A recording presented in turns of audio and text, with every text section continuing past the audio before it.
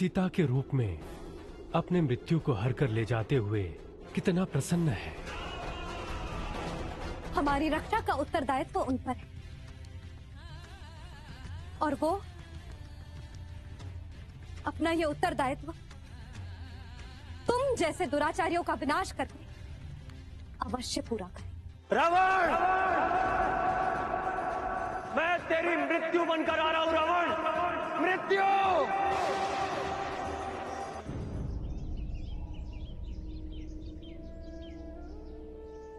आज ऐसा लग रहा है जैसे अपने पिताश्री को मैंने दूसरी बार खोया है। हम इनका अंतिम संस्कार करके ही आगे बढ़ेंगे। परंतु भैया, 7 नदियों का पवित्र पानी हम कहां से लाएंगे? ताज जटायु के लिए नदियों का जल यहीं आएगा। उन 7 नदियों को ताज जटायु के लिए यहीं प्रकट होना होगा। कैसे?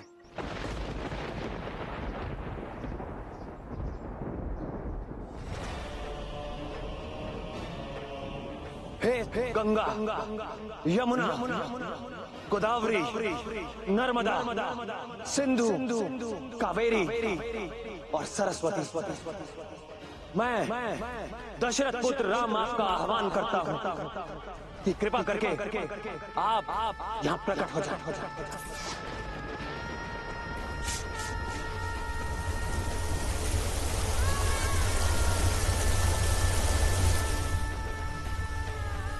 भैया, सरस्वती नदी ने आपकी आज्ञा का पालन नहीं किया है।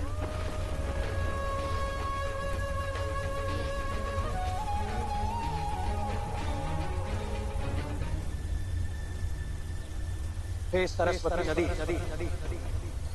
यदि तुम इसी समय यहां प्रकट नहीं हुई तो मेरा ये बाण स्वयं तुम्हें बंदी बनाकर यहां ले आएगा। विलंब के लिए क्षमा चाहती हूँ प्रभु।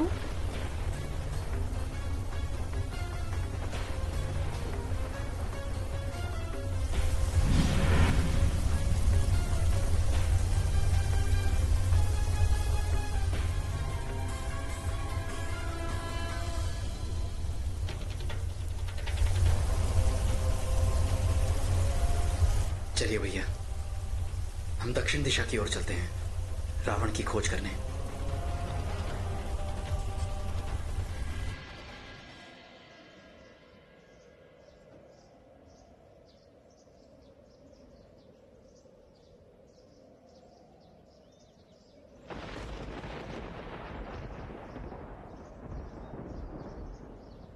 दासी कह रही थी कि तुमने अन्न जल छोड़ दिया है, क्यों? जिस प्रदेश में हम हैं वो एक पाप से भरा प्रदेश है और इस पाप की धरती पर उगा हुआ कुछ भी ग्रहण नहीं करेंगे हम। तुम्हें तो प्रसन्नता होनी चाहिए। तुम संसार के श्रेष्ठतम, शक्तिशाली, पराक्रमी, बलशाली, त्रिलोक विजेता रावण की वाटिका में हो।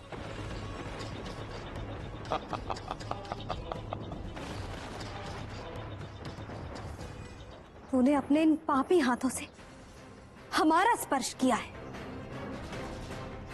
तेरे सर्वनाश के लिए तेरा इतना ही दोष पर्याप्त है। वो धर्मपरायण श्री राम अवश्य ही तुम्हारा और तुम्हारी लंका का विनाश कर देंगे। किस राम की बात कर रही हो? उस वनवासी की जो राज्य से निकाले जाने पर वन में भटकता फिर रहा है? सुंदरी, तुम्हारा जन्म संसार के समस्त सुख भोगने के लिए हुआ है, जो ये लंकेश रावण तुम्हें दे सकता है। हम तुम्हें लंका की महारानी बनाएंगे। तुम हमारी ओर से अपना मन हटा लो रावण, क्योंकि तुम हमारी इच्छा करने के योग्य भी नहीं। मिथिलेश कुमारी, हम तुम्हें चाहते हैं, हम तुमसे प्रेम करते हैं। इस प्रेम को अधर्म मत समझो। हम राक्षस हैं। पराई स्त्रियों से प्रेम करना, बलपूर्वक उन्हें हर ले आना, यह तो राक्षसों का धर्म रहा है। परंतु तुम हमारा विश्वास करो, जब तक तुम हमें स्वीकृति से अपनाओगे नहीं, हम तुम्हारा स्पर्श नहीं करेंगे। हे चंद्रमुखी, तुम स्त्रियों में रत्न हो, अद्वितीय हो। हमें तो ऐसा लगता है कि रूप की रचना करने वाला विधाता तुम जैसे रत्न को बनाकर रचना करना ही भूल गया। इसीलिए तुम जैसी कोई दूसरी स्त्री इस धरातल पर है ही नहीं।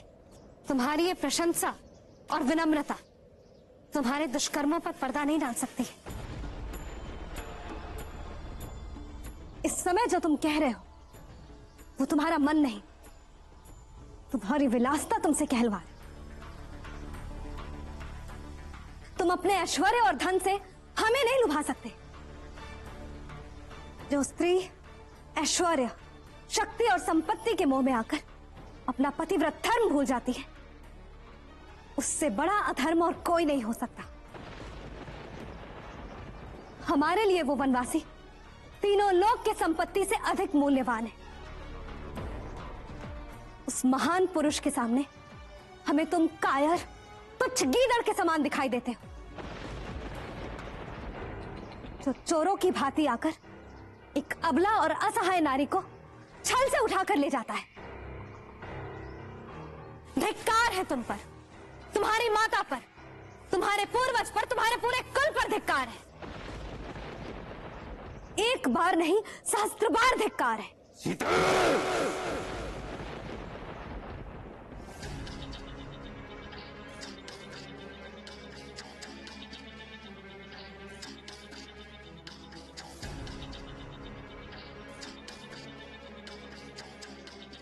तुम्हारे कठोर वचनों का दंड प्राणदंड होना चाहिए सीते,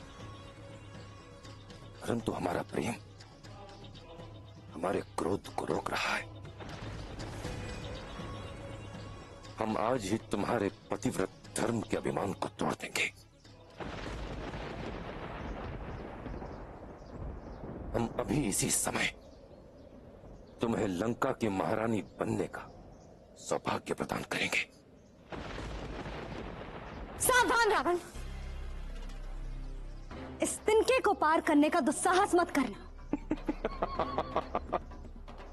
घास के एक तिनके को शस्त्र बनाकर त्रिलोक विजयी रावण से युद्ध करना चाहती हो?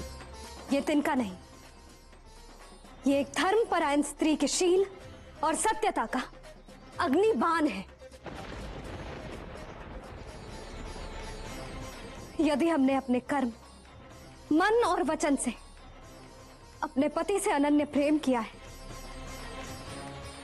तो हे नारी धर्म की मानव मूर्ति माता अनुसुईया, इस तिनके को पार करते ही ये मानव भस्म हो जाए। रावण वो पापी नहीं जो तुम्हारे कहने से भस्म हो जाएगा। सीते, आओ हमारे साथ। सावधान रावण, तुमने मेरी पत्नी के साथ बलात्कार किया है। मैं श्राप देता हूं, यदि तुमने किसी स्त्री की इच्छा के विरुद्ध उसका शील भंग किया तो तुम्हारे सरों के टुकड़े टुकड़े हो जाएंगे।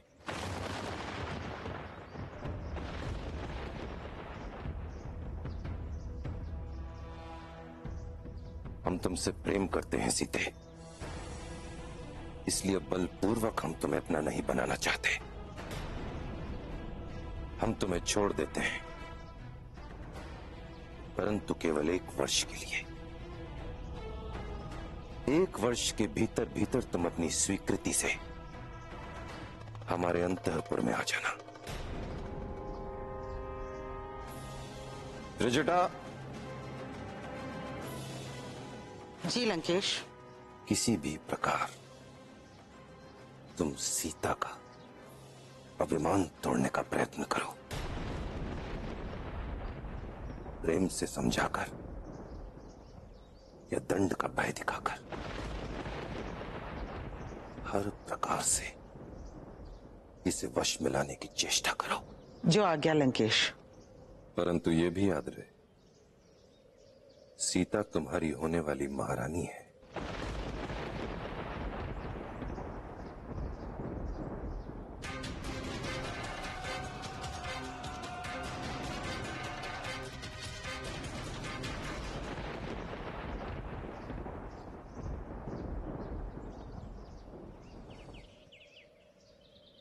भैया,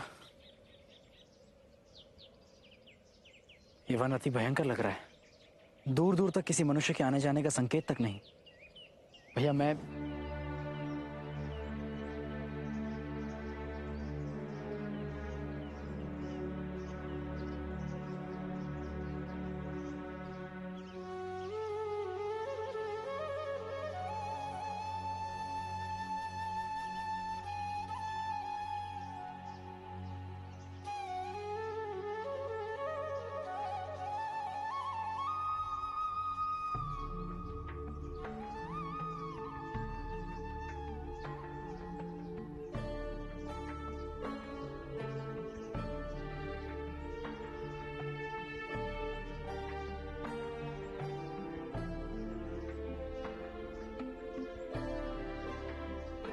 लक्ष्मण, सीता को ये मयूर पंख बहुत प्रिय है, बहुत प्रिय। भैया मैं जल लेकर आता हूं।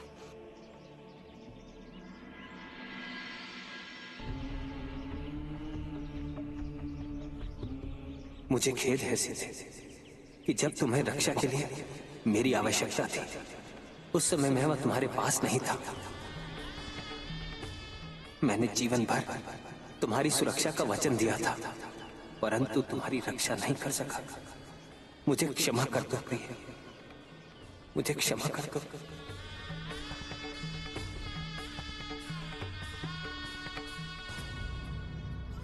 नहीं स्वामी, दोष हमारा था। हमने आपकी अवज्ञा की। जो सीमाएं आपने हमारे लिए बांधी थी, हमें उनसे बाहर नहीं जाना चाहिए था। अब हम प्रतीक्षा कर रहे हैं कि आप शीघ्र, अति शीघ्र आए और हमें यहां से ले जाए। मैं आ रहा हूं प्रिय, आ रहा हूं मैं। हम अंत काल तक आपकी प्रतीक्षा करेंगे। सीता को ढूंढते ढूंढते मेरी आंखें थक गई हैं, परंतु मैं नहीं थका।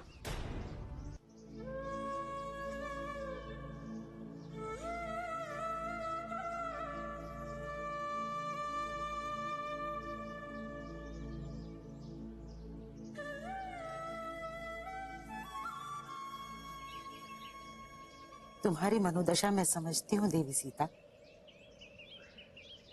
लेकिन समय सदा एक सा नहीं रहता। तुम फिर से अपना खोया हुआ मान, आदर, खोई हुई प्रतिष्ठा और अपने बिछड़े हुए पति को पाकर अपार सुख और ऐश्वर्य प्राप्त कर लोगी। तुम सोच रही होगी, राक्षस कुल की होकर भी मैं तुमसे ऐसी बातें करके कहीं छल तो नहीं कर रही। इस त्रिजटा को तुम अपनी मित्र समझो सीता, क्योंकि तुम्हारी पति भक्ति देखकर मैं तुम्हारी भक्त बन गई हूं। मुझे पता है, तुम जब से यहां आई हो तुमने कुछ नहीं खाया।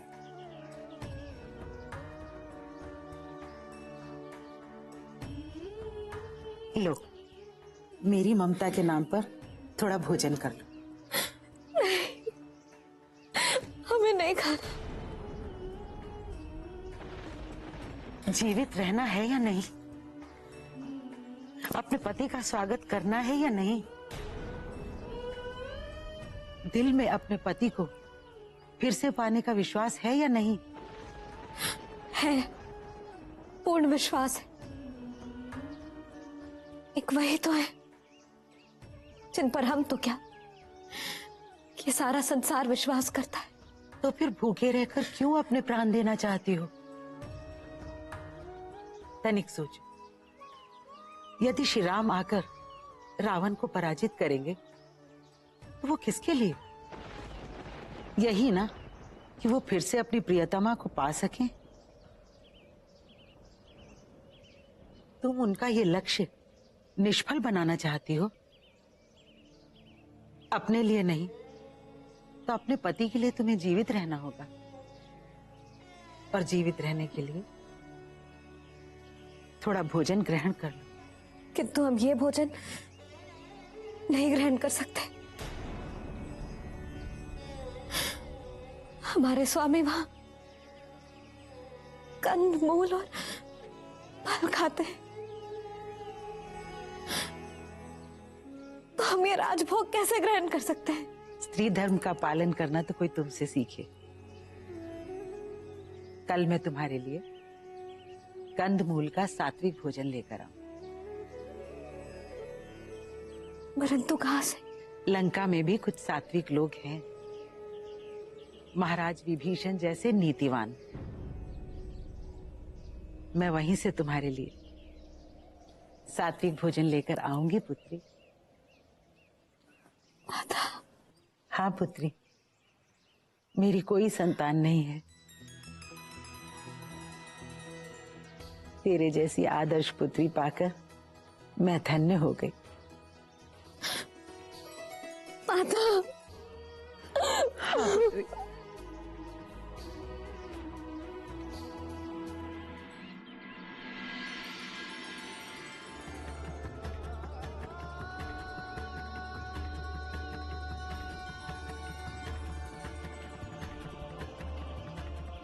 भैया थोड़ी देर विश्राम कर लें, आप थक गए होंगे ना? लक्ष्मण, सीता को ढूंढते ढूंढते मेरी आंखें थक गई हैं, परंतु मैं नहीं थका। सीता, थोड़ा भोजन कर लो। अन्याय और अधर्म का विरोध करने के लिए शरीर में शक्ति की परम आवश्यकता होती है सीता। तुम नहीं जानते लक्ष्मण, सीता को मुझ पर पूर्ण विश्वास है। वो मुझे अपना परमेश्वर मानती है, अपने प्राणों से भी अधिक प्रेम करती है वो मुझसे। लंका में आने के बाद अभी तक तुमने कुछ भी ग्रहण नहीं किया है। तुम श्री राम की प्रतीक्षा कर रही हो ना? तो फिर प्रतीक्षा करने के लिए आंखों में प्राण तो होने चाहिए ना? लक्ष्मण, मुझे सीता के विश्वास पर खरा उतरना होगा। जब तक सीता का कोई संकेत नहीं मिल जाता, मैं चलता रहूंगा, चलता रहूंगा।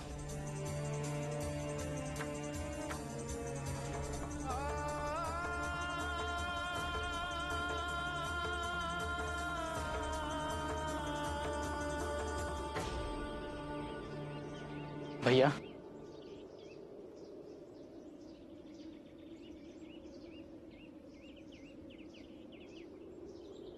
मुझे क्षमा कर दीजिए भैया, मैं आपको दुख नहीं देना चाहता था, परंतु भैया आपने कुछ खाया तक नहीं है। मैं आपके लिए कुछ फल लेकर आता हूं। नहीं लक्ष्मण, सीता ने भी कुछ नहीं खाया होगा। वो सदा मेरे भोजन करने के पश्चात ही भोजन करती है। इसीलिए भैया, इसीलिए आपको कुछ तो खाना होगा ताकि सीता भाभी कुछ खा सके। तो मेरी पुत्री की तरह हो, इस मां का कहा मानो और थोड़ा सा भोजन ग्रहण कर लो। माता, हम इस पाप की नगरी लंका का जल भी ग्रहण नहीं करेंगे। हमारे पति आएंगे और हमें जिस दशा में देखेंगे यहां से ले जाएंगे, ले जाएंगे।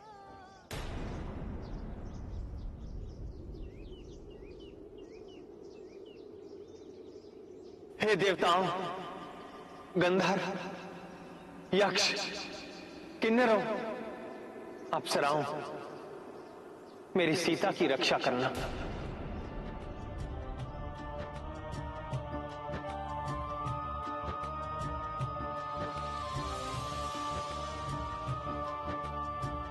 अन्न जल त्यागते देख सिया को, ब्रह्मा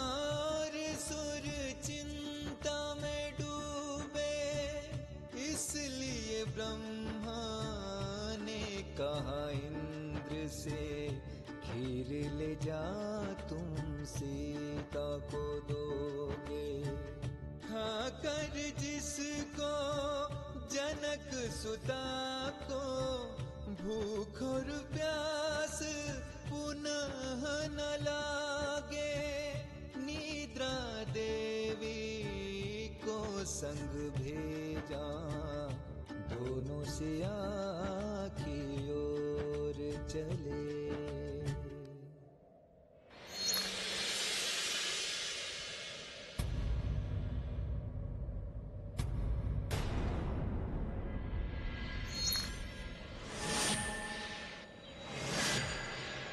हे देवी, आपका कल्याण हो।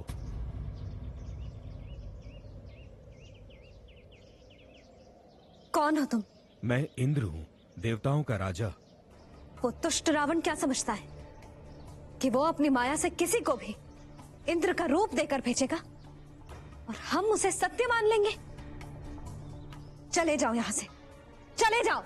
हे देवी, मैं सत्य में देवेंद्र हूँ, रावण का कोई मायावी अनुचर नहीं हूँ। साक्षात परमपिता ब्रह्मा जी ने मुझे आपकी सहायता करने भेजा है। मेरे ही आदेश से निद्रा देवी ने इन सभी राक्षसियों को मोहित करके निद्राधीन कर दिया है। मैं निवेदन करने आया हूँ कि प्रभु श्री राम और सुमित्रा नंदन लक्ष्मण आपको ढूंढते हुए इसी दिशा में आ रहे हैं।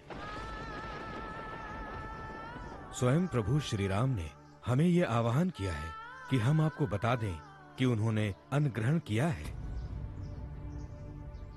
देवी जानकी, पितामह के आदेश से मैं आपके लिए ये हविष्यन्न लेकर आया हूं। इसे आपने ग्रहण किया तो फिर कभी आपको भूख प्यास नहीं लगेगी। कृपया इसे स्वीकार कीजिए।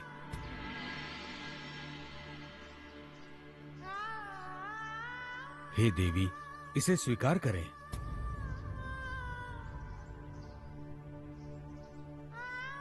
परंतु हम कैसे मान लें कि आप ही देवेंद्र हैं?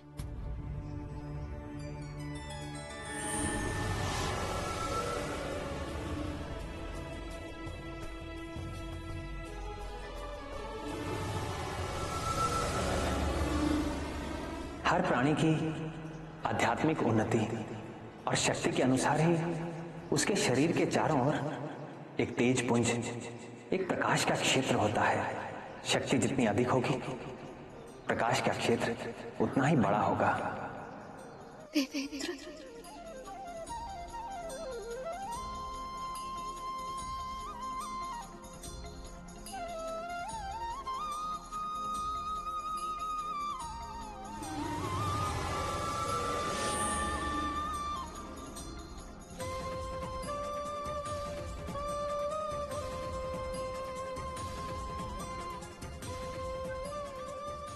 हम सर्वप्रथम ये पायस अपने पति श्री राम को अर्पण करते।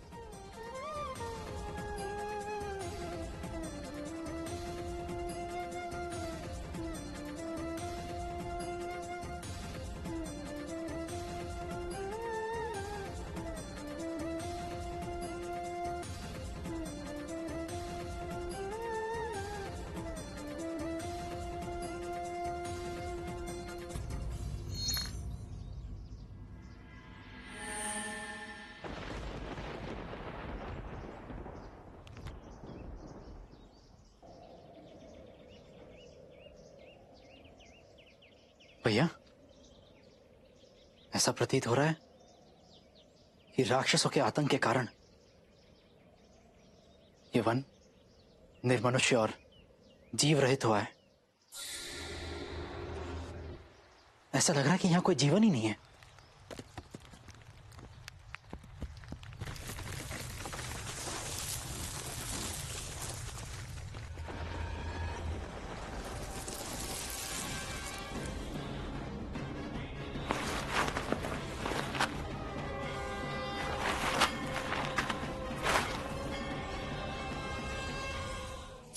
रुक जाओ, कहाँ भाग कर जा रही हो? हमारे पति संकट में, हमें जाने दीजिए। ये सब क्या हो रहा है यहाँ? माता, माता, हमारे पति घोर संकट में, तुम चिंतित ना हो, वो सक्षम और शक्तिशाली हैं, उन्हें कुछ नहीं होगा।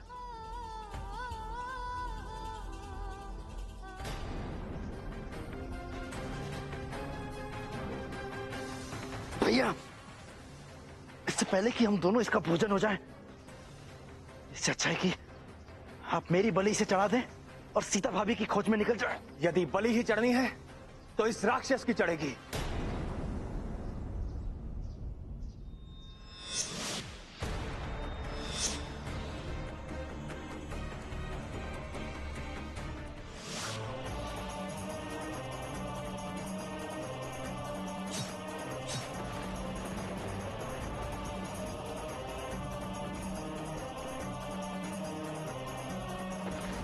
वीरों, तुम दोनों कौन हो?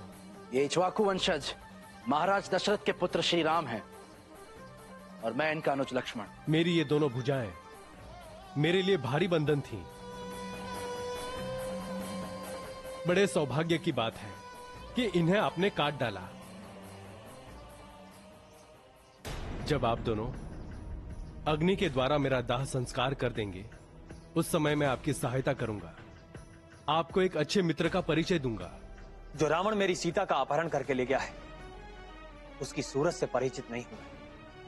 वो कहां रहता है, उसका कैसा प्रभाव है, इससे हम सर्वथा अनभिज्ञ हैं। यदि तुम हमारी सहायता करना चाहते हो तो हमें यह बता दो कि हमारी सीता कहां है और वो दुष्ट रावण उसे कहां ले गया है, तो हम आपके आभारी होंगे। श्री राम, जब तक मेरे इस देह का अंतिम संस्कार नहीं हो जाता, तब तक मुझे अपना दिव्य ज्ञान पुनः प्राप्त नहीं होगा। अतः आप सूर्यास्त से पूर्व मेरा क्षत्रिय विधि के अनुसार दाह संस्कार कर दीजिए।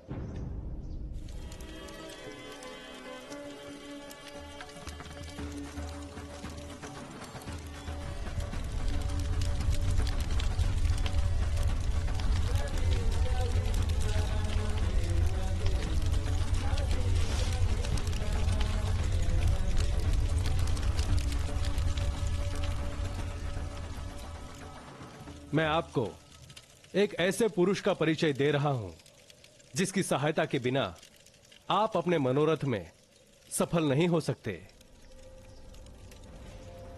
उस पुरुष का नाम सुग्रीव है। वे जाति के वानर हैं, अतः वे सीता की खोज में आपके सहायक होंगे और मित्र भी। परंतु हम सुग्रीव तक पहुंचेंगे कैसे? यहां से पश्चिम दिशा में दूर दूर तक फूलों से लदे हुए मनोरम वृक्ष आपको दिखेंगे। इस प्रकार आप एक पहाड़ से दूसरे पहाड़ और एक वन से दूसरे वन में होते हुए पंपा नामक पुष्करणी के तट पर पहुंच जाएंगे।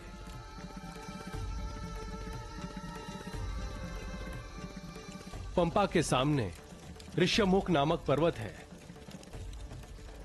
धर्मात्मा सुग्रीव वानरों के साथ उसी गुफा में निवास करते हैं।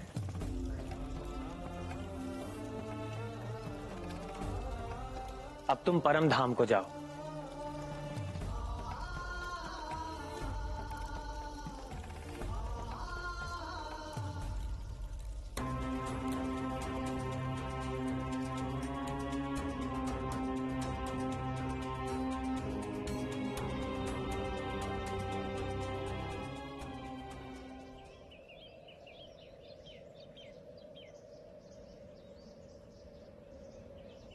भैया,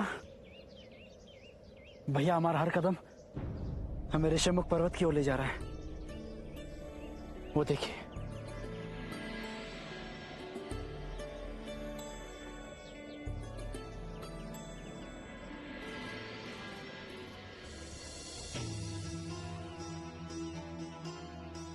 भैया, कबीर ने उचित ही कहा था। वो देखिए, पंपा सरोवर।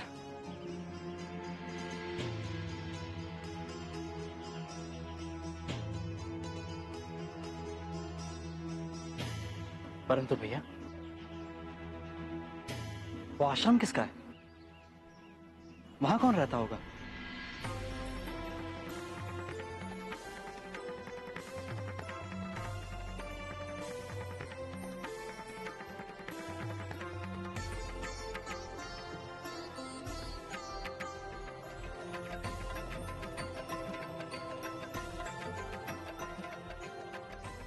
मेरे प्रभु श्री राम अवश्य आएंगे। मेरे प्रभु श्री राम मेरे द्वार अवश्य आएंगे।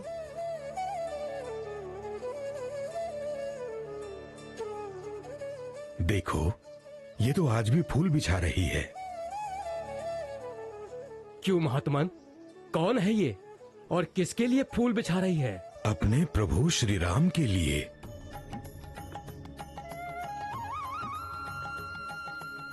अयोध्या नरेश महाराज दशरथ के पुत्र श्री राम यहाँ तुम्हारे इस आश्रम में किस लिए आएंगे?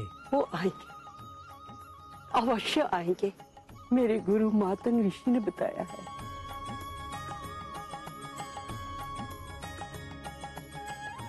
मेरे प्रभु श्री राम, उनके कोमल चरणों में कहीं कोई कांटा या कंकर न लग जाए, इसीलिए फूल बिछा रही हूँ। वो आएंगे, अवश्य आएंगे। और परसों भी बिछाए थे। हाँ, बिछाए थे। और कल फिर ये शबरी अपने प्रभु श्री राम के लिए ऐसे ही फूल बिछाएगी। चूंकि इस प्रेम वेवर शबरी को पूर्ण विश्वास है कि इसकी बूढ़ी आंखें प्रभु श्री राम के दर्शन करने के बाद ही बंद होंगी।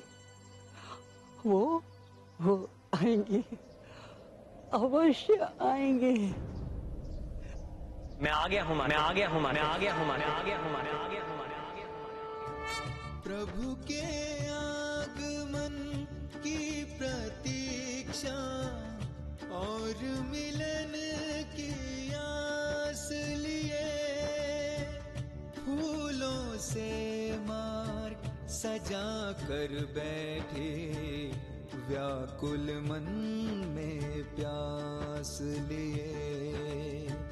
जो प्रभु आवत शबरी देखा, मारे खुशी के छल के नैना, भाव विभोर प्रभु को निहारत, निकसत नाहि मुख सो बैना। आपकी प्रतीक्षा में मैंने इन आंखों के दीप कब से जला रखे हैं। हे राम, आपकी कृपा से मेरा ये जीवन सफल हो गया प्रभु। मैं धन्य हो गई प्रभु, मैं धन्य हो गई प्रभु, मैं धन्य हो गई, धन्य हो गई।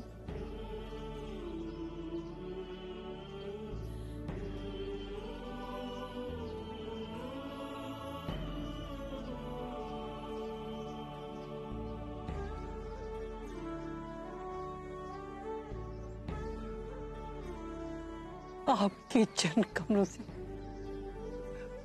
मेरी ये कुटिया पवित्र हो जाएगी। पधारिए प्रभु, पधारिए।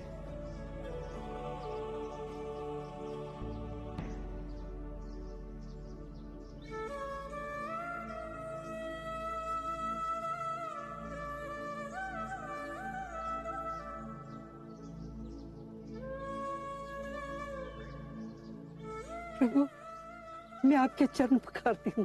नहीं माता, अब इसकी कोई आवश्यकता नहीं। आपके स्नेह भरे अश्रुओं से मैं पहले ही पवित्र हो गया हूँ। प्रभु, आपको भूख लगी होगी ना? हाँ। मैं अभी फल लेके आती हूँ, फल लेके आती हूँ, फल लेके आती हूँ।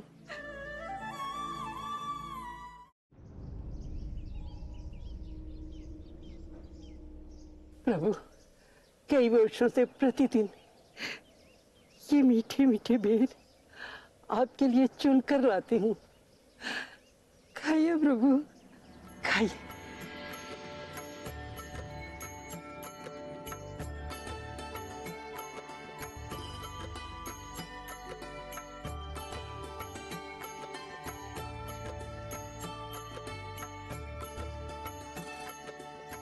भैया खाओ लक्ष्मण।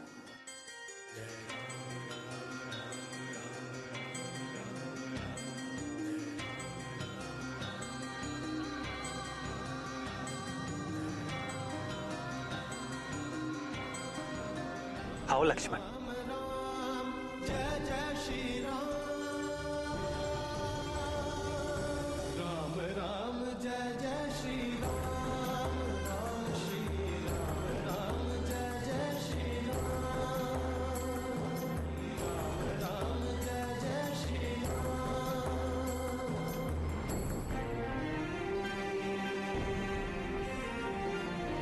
मीठे है ना?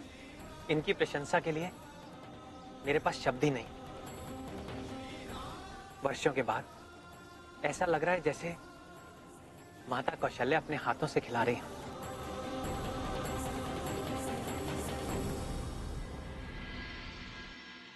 लक्ष्मण, ऐसे मीठे फल तो भगवान को भी वैकुंठ लोक में नहीं मिलते होंगे। ये सब मेरे गुरुदेव महामुनि मतंग की शक्ति के प्रभाव से है। उनके तपोबल के प्रभाव से इस वन के फूल कभी नहीं मुरझाते और फल सदैव स्वादिष्ट रहते। उनको परलोक सिधारे तो वर्षों हो गए, परंतु आज भी जिस वेदी पर बैठकर वो यज्ञ किया करते थे, उसमें आज भी एक दिव्य पुंज प्रलाक्षित है प्रभु। कितना पवित्र होगा वो स्थान और कितनी भाग्यशाली हैं आप, जो ऐसे परम गुरु की सेवा करने का सौभाग्य आपको प्राप्त हुआ।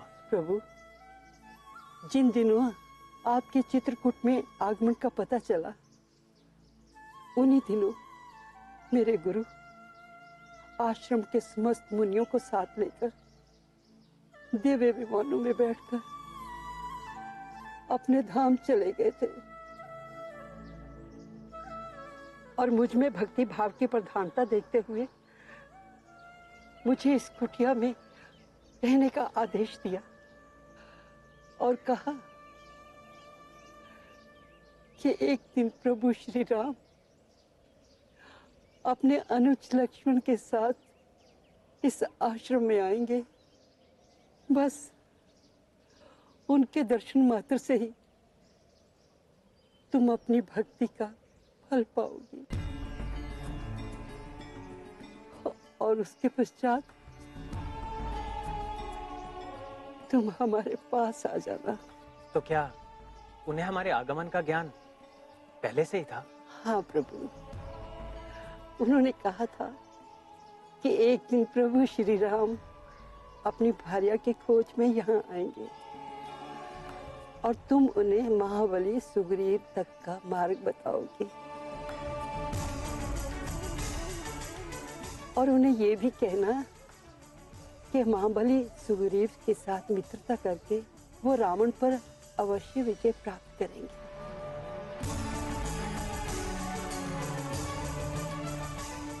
और फिर सीता सहित आनंद पूर्वक अयोध्या जाएंगे। आपने ये समाचार सुनाकर जैसे अपने परम गुरु के साक्षात हमें दर्शन करवा दिए।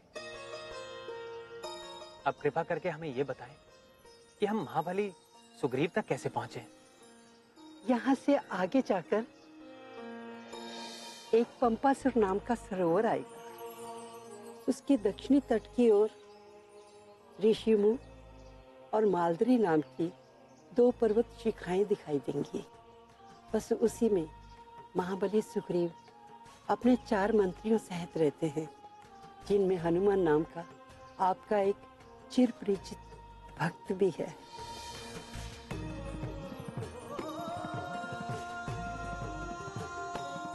उसकी सहायता से आप महाबली सुग्रीव से भेंट करेंगे और आपके द्वारा उनका एक अभिष्ट कार्य भी पूर्ण होगा। प्रभु माता, आपके इस आश्वासन को हम आपका आशीर्वाद मानते हैं। अब आप यदि कृपा करके हमें उस स्थान के दर्शन करा दें जहां आपके परम पूज्य गुरु तपस्या करते रहे। अवश्य प्रभु, अवश्य। आइए प्रभु, आइए आइए।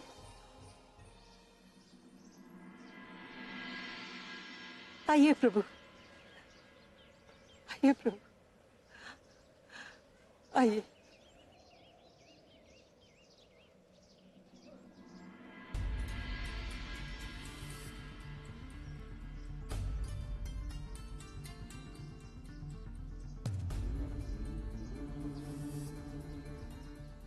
देखो लक्ष्मण, जब मनुष्य स्वार्थ की सीमा को लांघकर परमार्थ की भूमि में तपस्या करता है तो उसकी शक्ति में कितना तेज होता है। जिन ऋषि ने हिंसा के इस प्रदेश में अहिंसा और धर्म की ज्योति जलाई थी, उसका प्रकाश इतने वर्षों में भी कम नहीं हुआ है। माता, अब हमें जाने की आज्ञा दीजिए माता।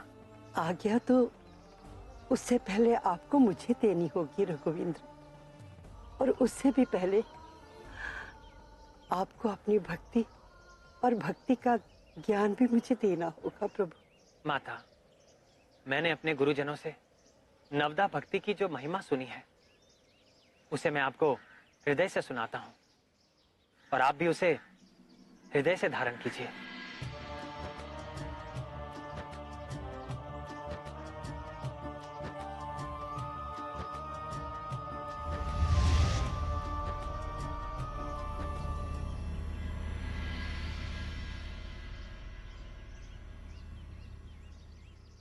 अब मुझे